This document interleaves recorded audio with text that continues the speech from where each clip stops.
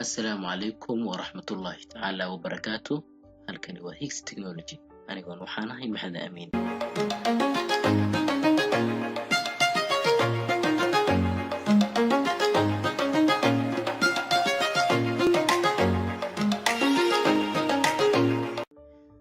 kusoo dhawaada idinkoo maadsan cashirkeennii maantana waxaan bilaaban doonaa hadduu alla idmo.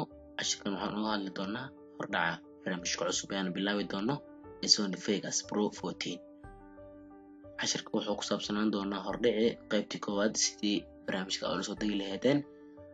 waxaanan linki idinkugu diyaariyay halkaas. idinka waxaad ka heli doontaan descriptionka videoga insha Allah.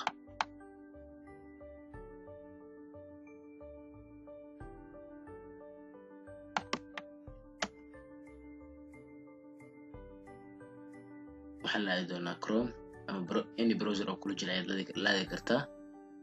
halkaas ayaan waxaan ku leeyahay Paste ama Control B kadib enter ayaan leeyahay.